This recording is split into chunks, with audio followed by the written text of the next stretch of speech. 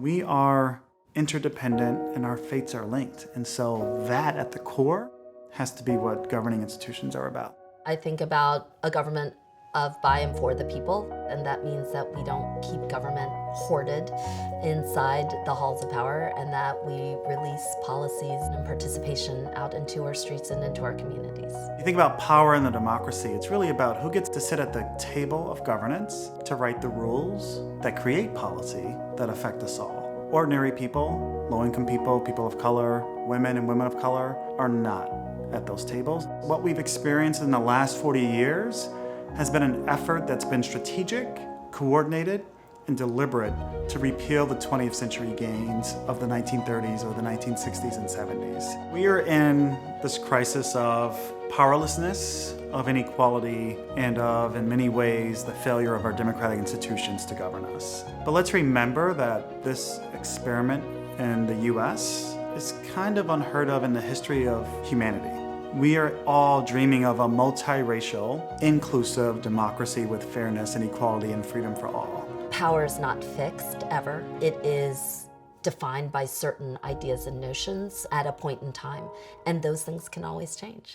Part of our diagnosis of the problem is around power, then it has to be part of the solution. We have to think about policymaking in radically different ways. Let's think more strategically and smarter about how we imagine using policymaking to recruit people into permanent civic engagement.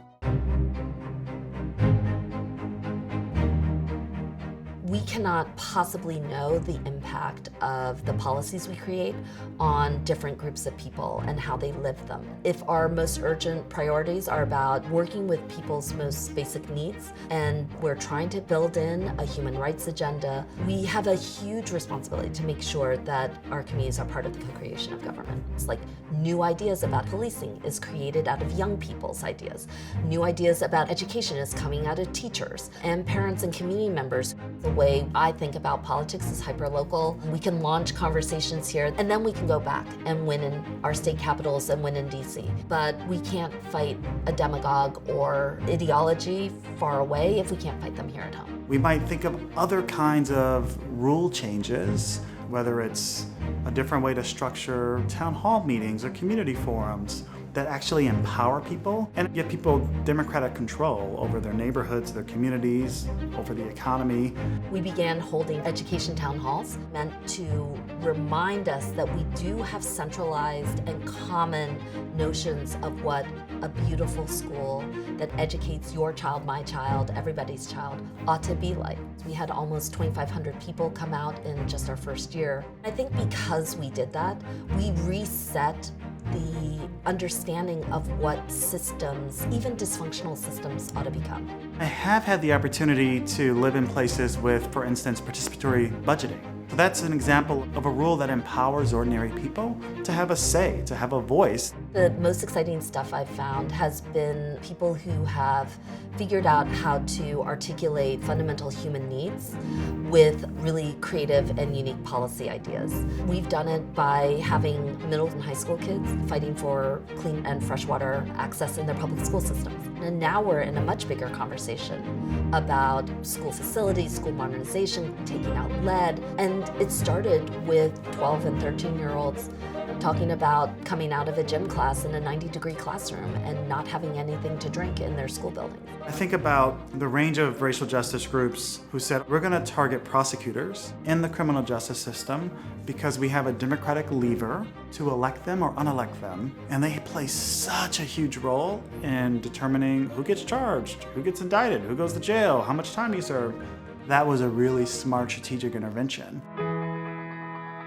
To me, City Hall comes alive when our communities are in them. I've packed City Hall with 600 people, with hundreds of people outside. And when those things happen, all the odds change, the dynamics change. And I'm going to always put my odds on when the people pack our halls of power. I'm hopeful always.